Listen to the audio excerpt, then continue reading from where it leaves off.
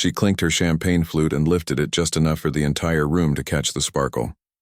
"This is my husband, Noah," she announced with a wicked grin. "He'll be waiting on you tonight. At least he's finally doing something worthwhile." Laughter exploded through the room like a cruel symphony. Some guests applauded. Others exchanged those smug glances that wealthy people perfect when they're convinced of their superiority. I stood motionless for a heartbeat, my tray trembling slightly from the tension coursing through my grip. The ice in the glasses stayed silent, but my soul rattled. My wife, Madison, radiated confidence in her silk emerald dress, her golden hair sculpted into an elaborate updo that probably cost more than most people's monthly wages. She was intoxicated, on attention, on champagne, on the rush of power. Whatever the cocktail, it transformed her into something vicious.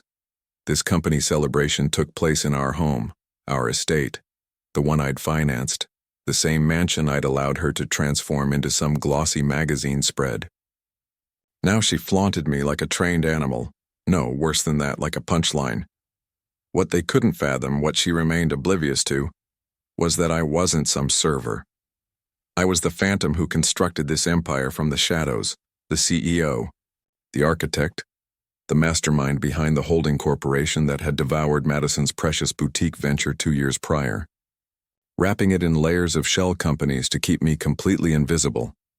Madison once boasted about her independence, how she was a self-made entrepreneurial queen, yet she never questioned how I could afford our Brentwood mansion or why my overseas meetings never appeared in search results.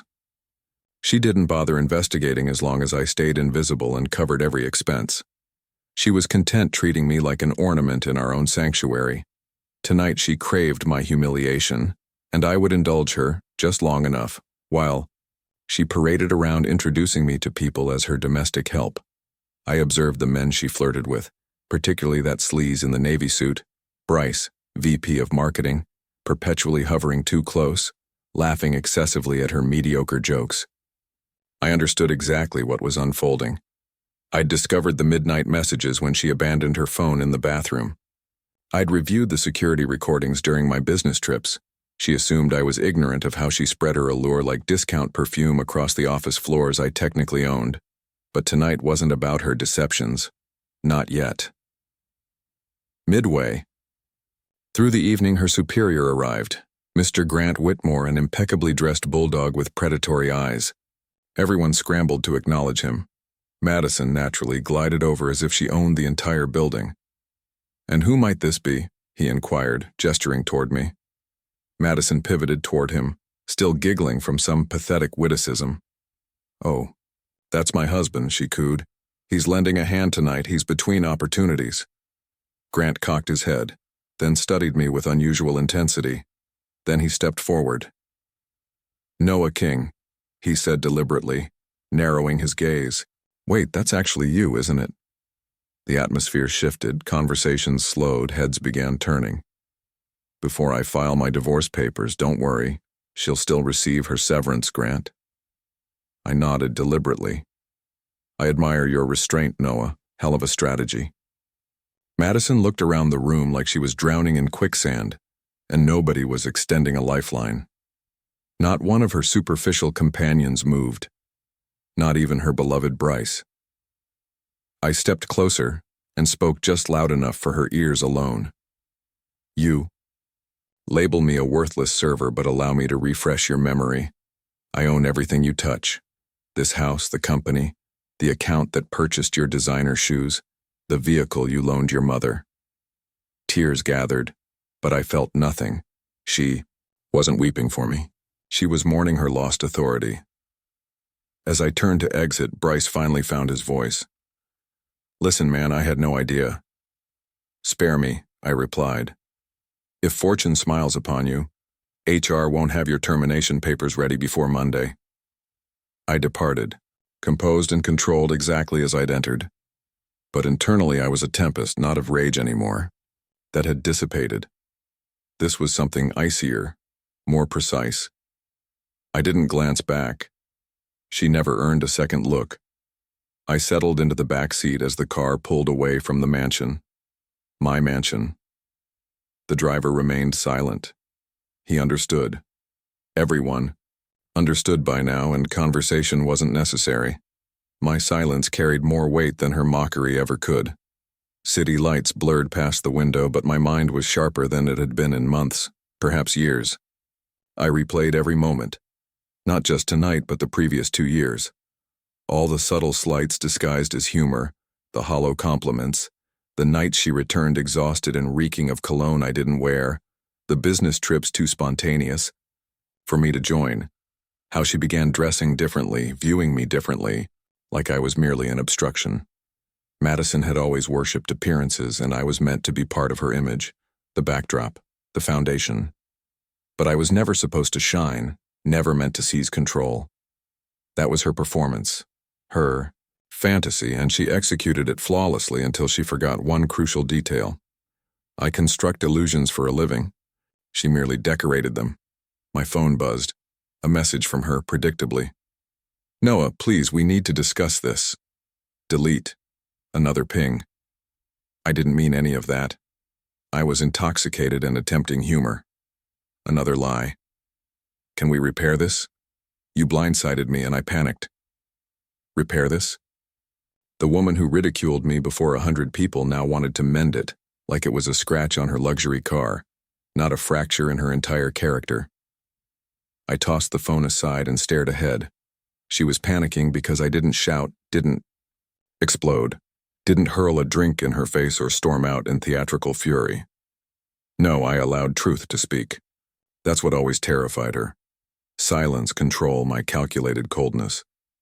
When I reached the downtown penthouse, the doorman opened the glass entrance as if expecting me, because he was. I'd purchased this sanctuary 6 months ago, quietly, with cash, furnished it in secrecy, established utilities under a holding name. Madison believed I was conducting business in Europe last month. I was here orchestrating my escape. Everything unraveled from the comfort of my leather chair and a security monitor. I walked in, poured myself a drink, one I wasn't serving to anyone else, and finally released the breath I'd been holding since she set down that glass. That precise moment was the click, the transformation. She wasn't mine anymore. The woman I'd married perished the instant she chose her ego over respect. The rest was mere pretense, but now the charade was finished. Another message. "I can't sleep. Are you truly abandoning me like this?" No response. Let her lie awake.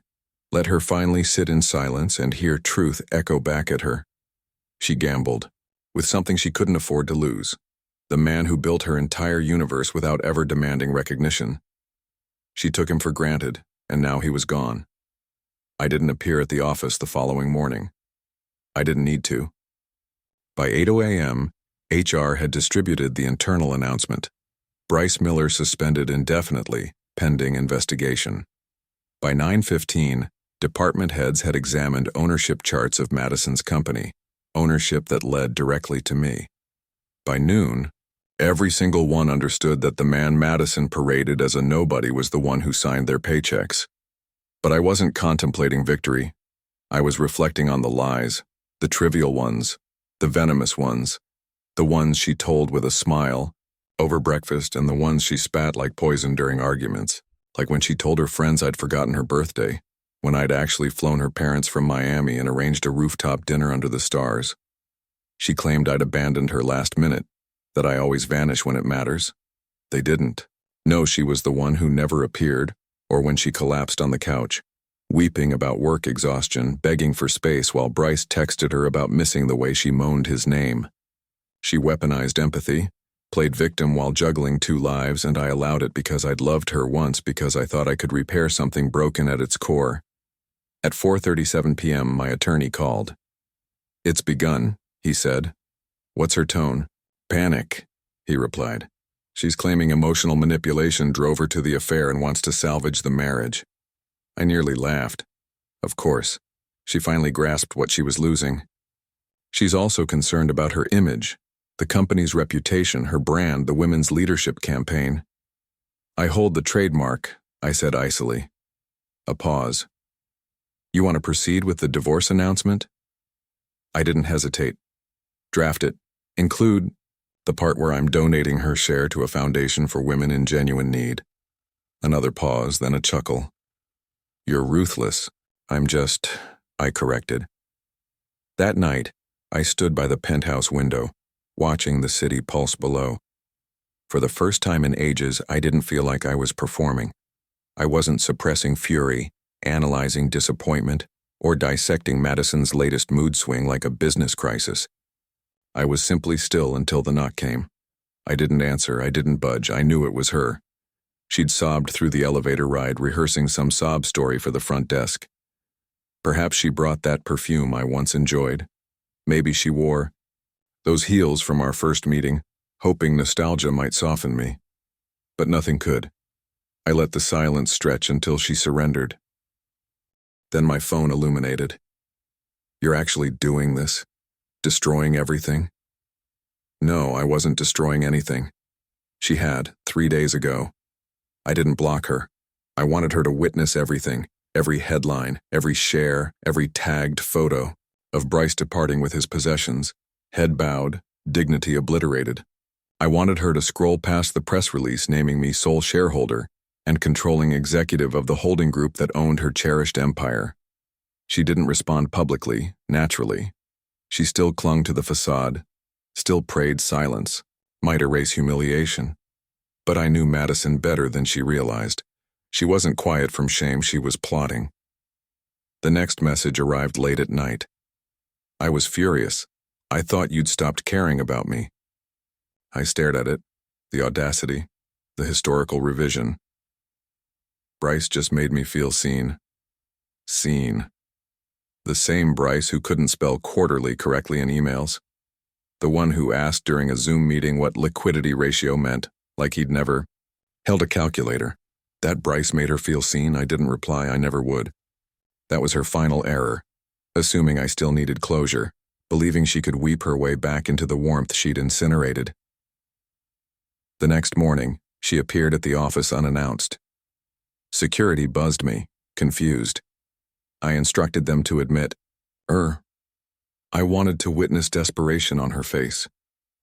She entered like a shadow, somehow diminished. Maybe it was her posture sagging without artificial pride supporting her, or maybe I was finally seeing clearly. Noah, she whispered, can we talk? I gestured toward the chair facing my desk but remained silent. She sat slowly, eyes glossy, hands restless. I don't even know where to begin. You begin, I said, by acknowledging that you destroyed everything. Not me, not work, not some imagined distance between us. You. Her lip quivered. She attempted to catch a tear before it fell. I messed up, I realized that, I didn't think. No, you didn't, I interrupted. You didn't think when you lied, when you mocked me in my own home, when you let your side piece boast about knowing your body better than your husband ever will on a company retreat that I funded. She froze. Color drained from her face. She didn't know I knew that, but I did. People talk, and when you own the room, they whisper to you. I leaned forward, voice low. I could obliterate you, Madison. Professionally, publicly, legally, financially, you understand that, right? I know, she croaked. But I won't, I said. Her eyes widened with confused hope. Because you're not worth the effort anymore. That somehow wounded her deeper than any threat could. She stood trembling and walked out. No more tears, no more pleas, just silence. And this time I let her go, not because I'd finished being angry, but because I was finally free. I didn't watch or leave. I kept my gaze on the window behind her, the skyline beyond the glass. Allowing her to depart without a word was the most powerful statement I'd ever made. There was no need to slam the door on her. Life was already doing that for me. The following week, I met with my legal team. Madison's attorney had sent a proposal, a pathetic one. She wanted to retain personal assets, apparently including a Bentley, the Aspen condo I'd never liked, and 40% of a company I legally owned completely. My lawyer looked up from the documents. You want to make this ugly? No, I said. I want to make it permanent. We drafted our own offer, generous by court standards, brutal by emotional ones. No assets, no buyouts, no leverage. She could keep the shoes, the jewelry, and the fake art she thought made her look cultured. The house? Gone. The company? Gone. The lifestyle? Cancelled. When the proposal reached her, she didn't respond for 3 days. Then came the predictable move. A handwritten letter on lavender stationery. A desperate Hail Mary of nostalgia. Do you remember our first apartment? The broken sink? The tiny kitchen? How we used to sit on the floor with takeout containers. We were happy, Noah, before. All the noise, before the money. You held me like I was your whole world. I miss that.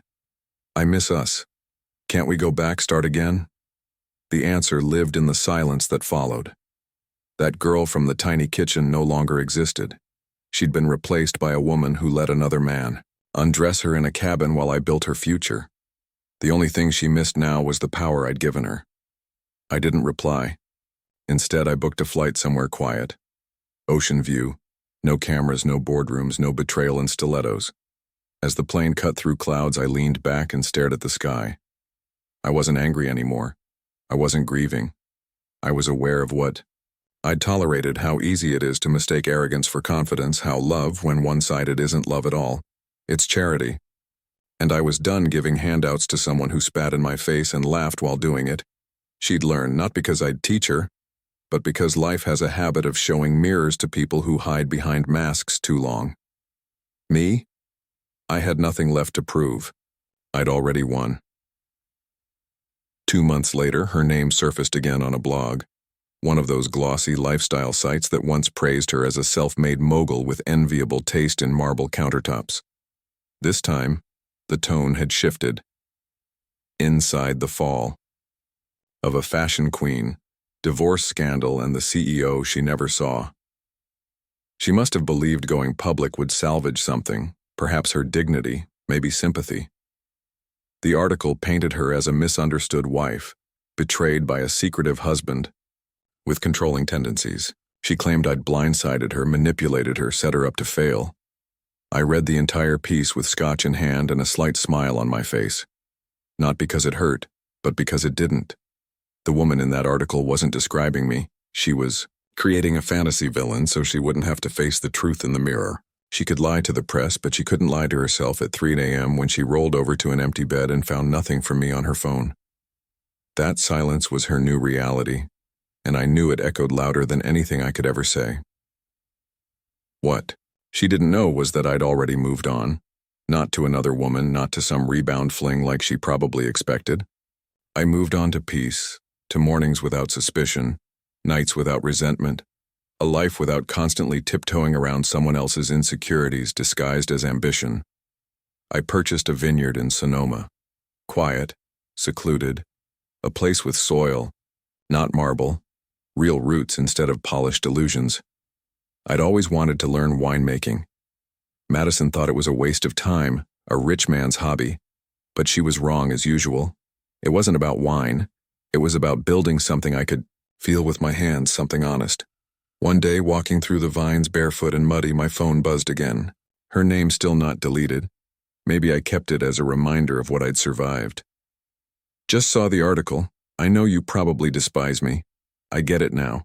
Everything I wish I could take back. She still didn't understand. It wasn't about hate. I didn't hate her. I'd forgotten her, and that's worse.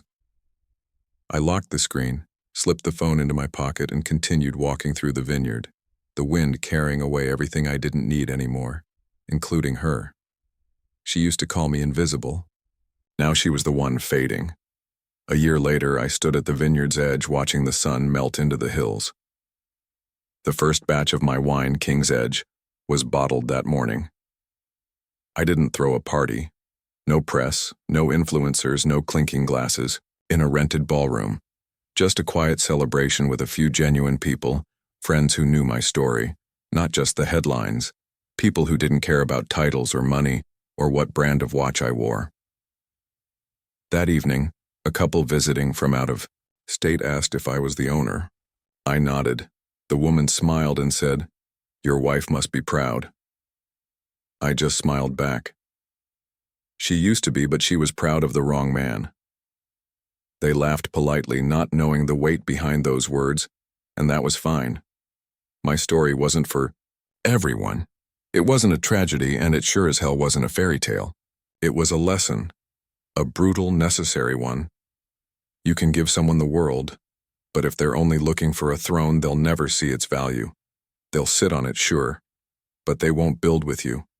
They won't bleed with you. They'll just wait for the moment they think they can do better. And when that moment comes, let them go. Let them fall in love with someone else's spotlight. Let them forget the man who built the stage, because eventually the lights will fade, and all they'll be left with is the reflection of what they destroyed. I found freedom in the wreckage. And if you're reading this, if you're the man still trying to fix what she keeps breaking, stop. Let her bury herself in her own lies. Let her chase admiration from men who only want one thing. Let her post quotes about loyalty while texting someone else under the table. Then walk away quietly, with purpose, with grace, because revenge isn't always loud. Sometimes it's just becoming everything she said you couldn't be without her. And when the silence finally settles, when the dust clears and she's staring at the ruins she called a life, she'll remember you, and you'll be too far gone to care.